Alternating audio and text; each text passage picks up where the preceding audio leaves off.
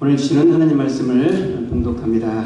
구약성경 사무엘상 29장 1절부터 11절까지 한 절씩 교독합니다. 사무엘상 29장 구약성경 458면입니다. 제가 오늘 1절을 봉독합니다. 블레셋 사람들은 그들의 모든 군대를 아벨에 모았고 이스라엘 사람들은 이스라엘에 있는 샘 곁에 진쳤더라. 2절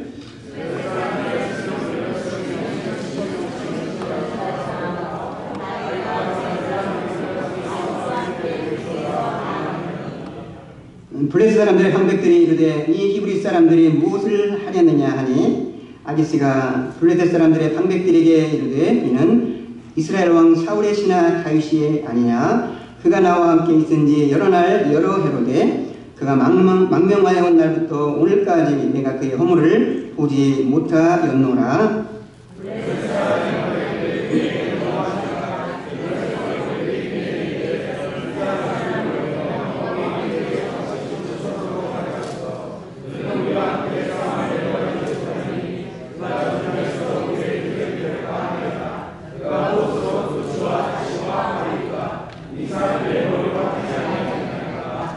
그들이 춤추며 노래하여 이르되 사울이 죽은 자는 천천히요 다윗은 만만이로다 하던 그 다윗이 아니니까 하니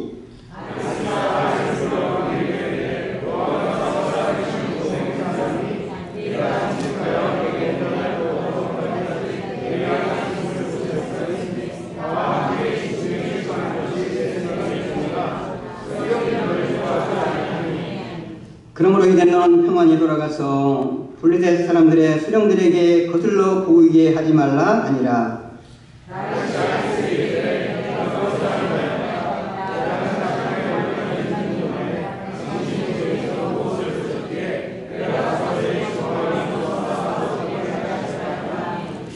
아기스가 다윗에게 대답하여 이르되 내가 내 목전에 하나님의 전령같이 선한 것을 내가 아나. 블레셋 사람들의 방백들은 말하기를 그가 우리와 함께 전장에 올라가지 못하리라 하니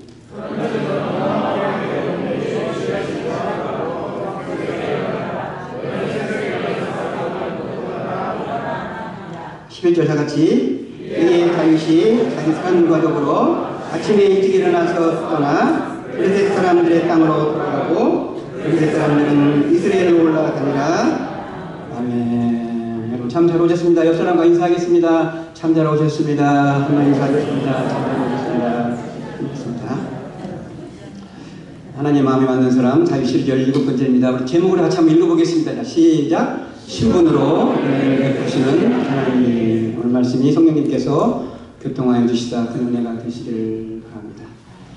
톨스토이와의 이런 예어가 나옵니다. 물고기들이 사람들이 하는 말을 듣고 있었습니다. 물고기에 있어서 가장 중요한 것은 물이야. 작은 물고기들은 이해를 못했습니다. 왜 우리가 사는데 물이 가장 중요하지? 그래서 할아버지 물고기에게 물어보았습니다. 할아버지, 왜 우리들에게 있어서 물이 가장 중요하지요? 할아버지 물고기가 말하기를 그래, 물은 우리의 생명과도 같은 것이다. 우리는 물을 떠나서는 살 수가 없다. 그런데 우리가 항상 물속에 있기 때문에 그것을 모르고 산단다. 그렇습니다. 이 물은 하나님의 은혜와 같습니다. 우리는 하나님의 은혜를 믿고 먹고 사는데 우리는 하나님의 은혜를 모르고 살고 있어요. 하나님의 은혜를 깨달은 자는 신앙생활 하면서 행복해요. 평안해요. 기뻐해요. 또 감사합니다. 우리 따라서겠습니다. 나는 하나님의 은혜로 행복합니다. 기뻐합니다. 평안합니다. 감사합니다. 이런 은혜가 여러분의 있기를 축원합니다. 기독교는 은혜의 종교예요. 은혜라는 말은 타 종교에서 사용을 하지 않습니다. 은혜의 구원도 은혜의 구원입니다. 은혜가 무슨 말입니까? 내가 한 것이 없는데 하나님께서 베풀어 주신 전적인 페이버, 사랑, 축복인 것이죠. 나는 한 것이 없어요. 하나님 베풀어 주신 것을 우리는 은혜라 이렇게 말하는 것입니다. 은혜를 가장 잘할 수 있는 것은 부모님의 은혜예요. 왜 부모님의 은혜라고 말합니까? 자식이 못돼도 잘하고 못하건 무조건 부모는 자녀에게 호를 베풀어 주시는 거예요. 그래서 부모님의 은혜라 그렇게 말하는 것이죠. 우리는 하나님의 은혜를 떠나서 살 수가 없습니다. 하나님의 은혜를 먹고 마시며 살아가요. 우리가 하나님의 은혜를 입으면 하는 것이 잘 돼요. 하나님의 은혜를 입고 살면 기뻐히 살 수가 있는 거예요. 오늘 본문은 다윗이 잘못된 블레셋 망명에 갔으나 하나님의 은혜를 받은 스토리입니다. 그에게 좋은 환경으로 하나님께서 베풀어 주셨습니다. 그런데 다윗의 하나님께서 은혜의 손길을 뻗친 것만이 아니라 우리에게도 하나님의 은혜의 손길이 함께한다는 것을 우리는 깨달아야 되겠어요. 자, 사울은 집요하게 다윗을 죽이려고 합니다. 다윗은 이러다가는 내가 결국 사위를 잡혀서 죽을 것이다 생각을 하고 블레셋 나라 가드왕 아기스에게 망명을 갑니다. 그리고 아기스 왕에게 내가 거할 곳을 좀 지방을 주세요 하니까 아기스 왕이 블레셋 남단에 있는 시글락 지방을 다윗에게 하사를 합니다. 다윗은 그 시글락에서 마치 소왕국의 왕처럼 그 지방을 다스리며 살았어요. 그리고 사람들을 약탈해서 좋은 전리품은 아기스의 환심을 사기 위해서 바치기도 했어요. 아기스는 다윗이 자기의 충성스러운 부하라는 것을 확신하고 나서 이제는 이스라엘을 침공할 계획을 세웁니다. 그리고 아기스가 다윗에게 출전 명령을 내려 너는 너와 부하들과 함께 지금 이스라엘과 전쟁으로 가는 이 전쟁에 너는 참여하라. 다윗은 완전히 멘붕. 내가 지금 우리의 종 이스라엘과 대적해서 싸워야 하는 침투양면에 빠지게 된 거예요. 그래 빠질 수가 없어요. 아기스의 은혜를 입고 살기 때문에 코가 깨가지고 그는 그 전쟁에 참여할 수밖에 없었던 것입니다. 바로 이 싸움이 유명한 BC 1010년에 있었던 길보아 전투예요. 이 길보아 전투에 싸우기 위해서 먼저 블레셋 군대들은 먼저 아벡이라는 곳에 모입니다. 지도를 한번 보면 아벡이 어디쯤 있을까요? 좀 밑에쯤 있어요. 아벡이 있고 아벡에 진을 치고 모였다가 수넴으로 갑니다. 이스라엘 군대는 기브아에서 이스라엘 붙여서 바로 수넴 가까이 같이 뭉쳐 싸우는 거예요. 자, 사울은 블레셋 군대가 쳐들어오니까 너무나 두려운 거예요. 그래서 사울이 어떻게 했는가? 오늘 28장 4절 6절에 이렇게 나와 있습니다. 제가 읽겠어요.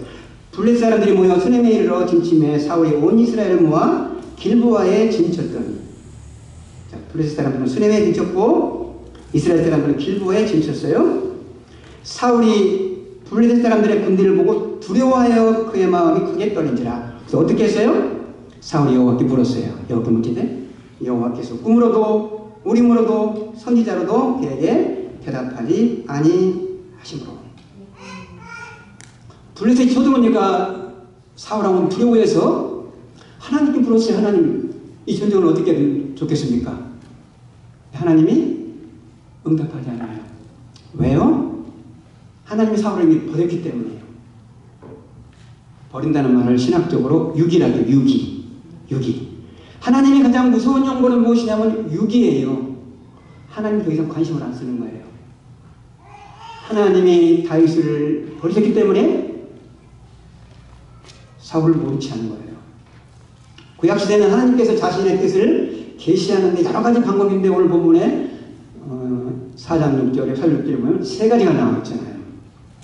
꿈으로. 구약시대 하나님께서 꿈으로 자신의 뜻을 알려주셨어요. 잘하는 것은 뭐냐면 요셉 이야기잖아요. 요셉이. 하나님께서 바로 왕이 꿈을 꾸게 하셨습니다. 그 꿈은 장차 지구 역사상에 흉년과 풍년이 일어난다는 그런 징조를 알려준 꿈이었어요. 바로 왕이 그 꿈을 해석하지 못했는데 요셉이 그 꿈을 해석함으로 말미암아 약간 30세의 나이에 요셉이 이스라엘 국무총리가 되나요. 또 바벨론 왕 느부갓네살 왕이 꿈을 꾸고 있었어요. 꿈을 해석할 수가 없었는데 다니엘이 그 꿈을 해석함으로 말미암아 다니엘이 바벨론 나라의 국무총리가 되나요. 하나님 꿈으로 자기의 뜻을 알려주세요. 또 하나님은 우림으로 자기의 뜻을 알려주십니다. 그 당시에는 그 제사장인 에봇 안에 우림과 둠빔이라는 것이 있었어요. 조그마한 보석 같은 것이 있는데, 나라에 큰 전쟁이나 우환이 있을 때 하나님의 뜻을 알기 위해서 대제사장이 우림의 법으로 하나님의 뜻을 알았다는 것이죠. 세 번째는 선지자라고 했잖아요. 선지자는 하나님께서 현재일이나 장래일이나 선지자를 통하여서 자신의 음성을 들려주시며, 선지자가 하나님 주신 말씀을 백성들에게 전하는 일을 했었는데, 사울에게는 이 세 가지가 아무것도 들리지 않았습니다. 왜 사울이 하나님께서 아무렇게나 아무것도 대답하지 않았을까요? 사울이 하나님을 부르짖었어요. 하나님 응답하지 않았을까요? 그건 사울이 하나님 앞에 죄를 저질렀기 때문에. 하나님 대표적인 죄가 교만과 불순종의 죄 때문이었어요. 하나님 앞에 죄가 있으면 하나님 우리가 기도를 해도 하나님이 들어주시잖아요. 고개를 돌려버려요. 하나님과 우리 사이의 거리가 멀어졌어요. 자, 이사야 선지자가 어떻게 말했나? 이사야 59장 2절을 같이 한번 읽어보겠습니다. 시작. 오직 너희 죄악이 너희와 너희 하나님 사이를 갈라놓았고 너희 죄가 그의 얼굴을 가려서 너희에게 듣지 않으시게 하리라. 사울의 죄 때문에 하나님은 얼굴을 가려운 거예요. 그렇다면 사울이 어떻게 됩니까? 하나님께 회개해서 자기의 죄를 자복함으로 말미암아 하나님과의 깨어진 관계를 회복해야 되는데, 사울은 회개를 하지 않는 거예요. 하나님이 응답하시지 않으니까 어떻게 합니까? 아주 어리석은 행동을 해요. 사무엘상 28장 7절 한번 같이 읽어보겠습니다. 7절 시작.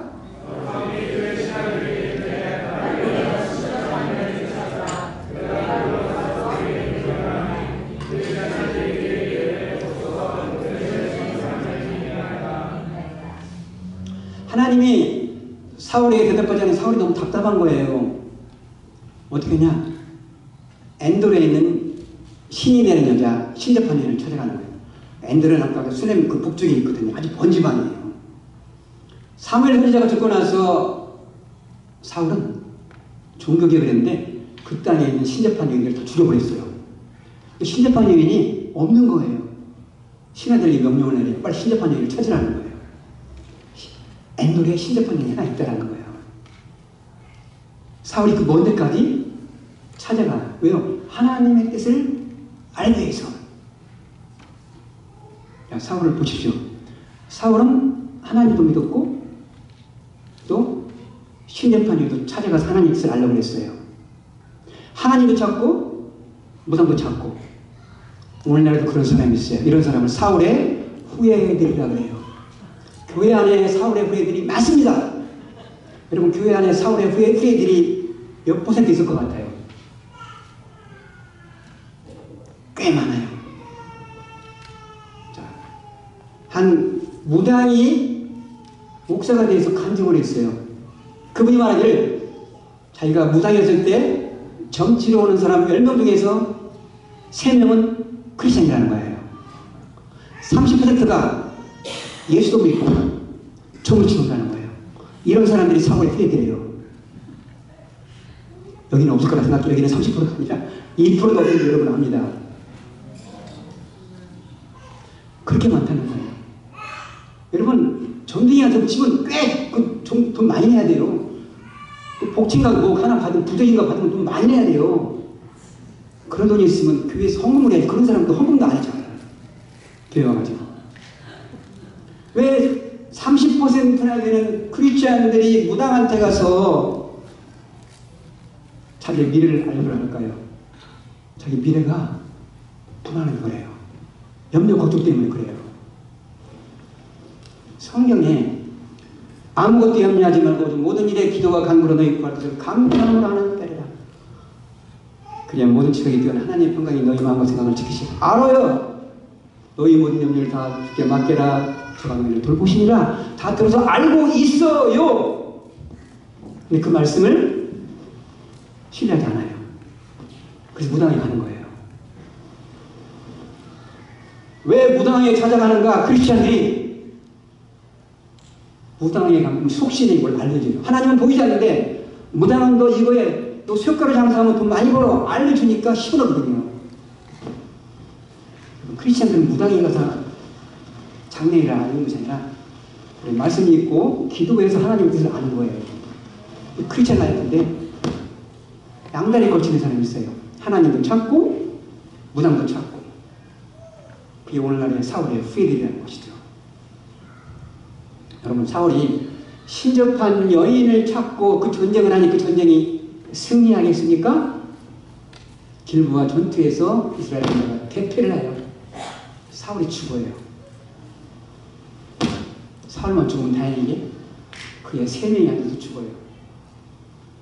다윗을 사랑했던 요나단도 죽고 아비나도 죽고 말기수도 죽는 거예요. 아버지 잘못 나서 새 아들이 죽은 거예요. 어리석은 아버지 만나면 자식들이 망치는 거예요. 여러분들 지혜로운 아버지가 되기를 바랍니다. 여러분들. 이 블레셋이라는 나라는 5개의 도시국가로 만들어졌어요. 가드, 가사, 야시도, 에글론, 아스컬 5도시인데 5도시의 커맨더, 방백들이 돌아가면서 왕을 하기 때문에 도시 방백들의 그 파워가 굉장히 강해요. 자, 그들이 싸우기 위해서 아벡이라는 곳에 진을 쳤어요. 다른 4명의 도시국가 왕들은 먼저 아벡에 갔고 아기스와 다윗의 부하들은 늦게 아벡에 간 거예요. 지금 다윗의 마음은 미칠 지경이에요. 내 조국 사울과 지금 싸우러 내가 전투에 나가니까 너무나 불안하고 어찌할 바를 모르는데 아기스의 코에 껴가지고 전쟁에 참여할 수밖에 없었어요. 다윗이 장차 이스라엘 나라의 왕이 될 사람이에요. 이스라엘 나라의 왕이 될 사람이 이스라엘 나라 사람을 향해서 총을 들고 칼을 들면 어떻게 돼요? 그럼 이스라엘 나라의 왕이 될 수가 없어요.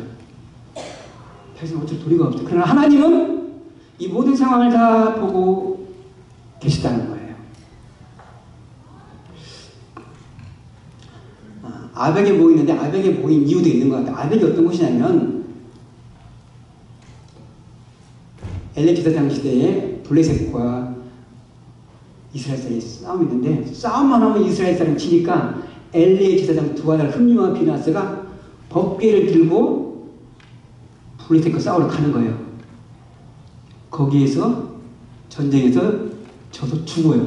그곳이 바로 아벡이에요. 아벡. 말해서 아벡. 아벡은 블레셋 군대에는 승리의 장소이고 이스라엘 군대에는 패배의 장소를 상징하는 곳이에요.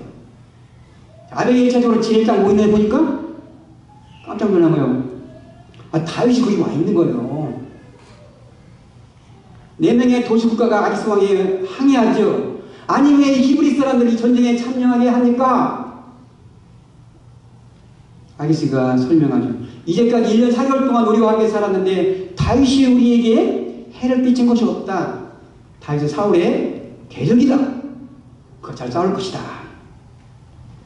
이 전쟁에 참여해서 우리를 잘 도울 것이다. 그러니까 도시 국가형들이 아기스 왕이 당장 이 히브리 사람을 돌려보내십시오. 그가 시글락에 있도록 시글락에 묶어두세요. 이런 말을 하는 거예요. 이렇게 말한 이유가 있어요. 실제로 과거에 히브리 사람들이 블레셋 군대에 속해가지고 반역한 적이 있어요.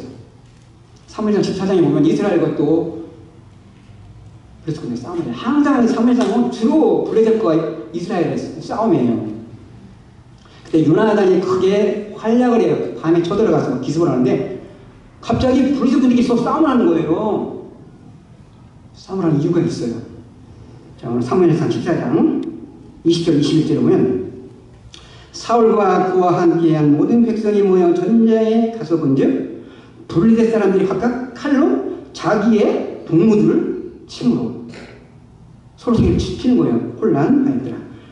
전에 블레셋 사람들과 함께 하던 히브리 사람이 사방에서 블레셋 사람들과 함께 진영에 들어왔더니 그들이 돌이켜 사울과 요나단과 함께한 이스라엘 사람들과 합하였고, 자, 블레셋 군대에 히브리 사람들이 용맹인지 아니면 블레셋에 살았기 때문에 징병했는지 모르지만 블레셋 군대에 히브리인들이 있어요.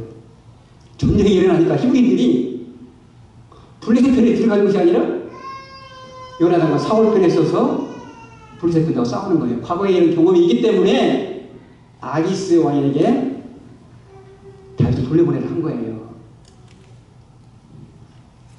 제가 전도사 시절에 사우스베이 가디나에서 3년 동안 있었어요.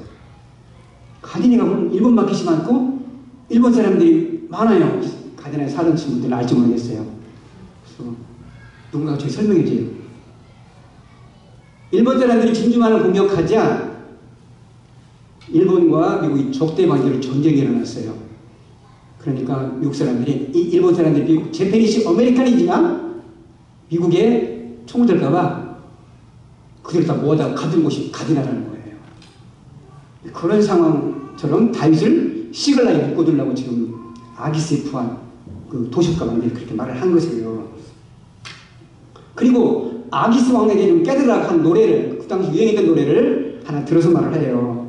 5절에 그들이 춤추며 노래하였는데 사울이 죽은 자는 천천히요 다윗은 만만히 일어나던 그 다윗이 아닙니까? 아기스 왕이여 정신 차리십시오. 사울 왕보다 다윗이 더 용감한 장군입니다.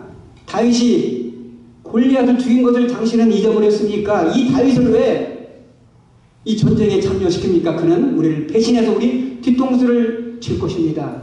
당장 다윗의 거처에 시글락으로 돌려보내세요. 어쩔 수 없이 아기스 왕이 다윗에게 다시 명령을 내리죠.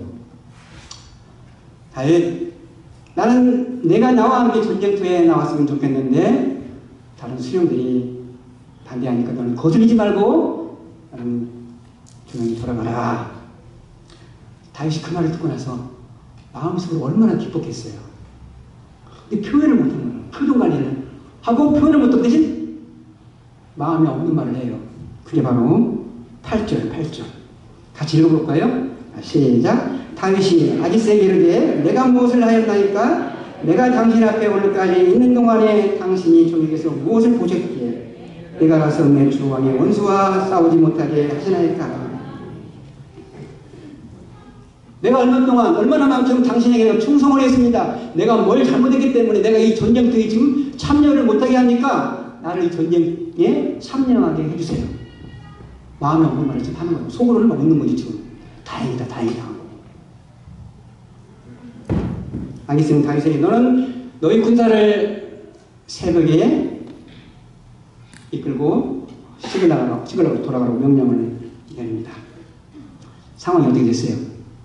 다윗이 하마터면 자기 조국과 싸워야 했는데 싸우지 않게 된 거예요. 이 상황을 하나님이 만드신 거예요. 다윗이 한 것은 아무것도 없어요. 다윗이 상황을 벗어나기 위해서 아기스 왕이요 제발 한 번만 봐주세요. 도저히 제가 우리 조국과는 싸울 수 없으니까 제가 이 전쟁에서는 빼주세요. 그렇게 얘기하지 않았어요. 아니면 안 되겠다. 멀리 밤에 도망간 것도 아니에요. 그가 한 것은 아무것도 없어요. 하나님의 상황을 다윗에게 좋은 쪽으로 바꿔주신 거예요. 이게 바로 하나님의 은혜라는 거예요. 우리의 구원도 마찬가지입니다. 우리의 구원을 위해서 한 것이 아무것도 없어요. 우리는 주님이기 때문에 우리 스스로는 구원을 할 수 없기 때문에 하나님께서는 구원의 길을 만들었어요. 그 독생자 예수 그리스도를 이 땅에 보내셔서 십자가에서 우리를 다 담당케 하시고 그걸 믿기만 하면 구원을 얻게 하셨거든요. 그래서 은혜의 구원이잖아요. 자력 구원이 아니라 타력 구원. 에베소 2장 8절 유명한 구절 같이 읽어보겠습니다. 자, 시작. 너희는 은혜로 믿음으로 말미암아 너희에서 난 것이 아니요 누구든지 상황이 다윗에게 좋은 쪽으로 바뀌었습니다. 시간과 장소가 다윗 편이 되었습니다. 다윗은 어떤 사람이에요? 제가 생각하기를 블레셋에 머무는 것이 좋다고 블레셋으로 가는 실수를 범했어요. 그런 잘못을 범했음에도 불구하고 하나님은 다윗의 은혜를 내리신 거예요. 왜요? 왜 다윗에게 은혜를 내리냐는 거예요.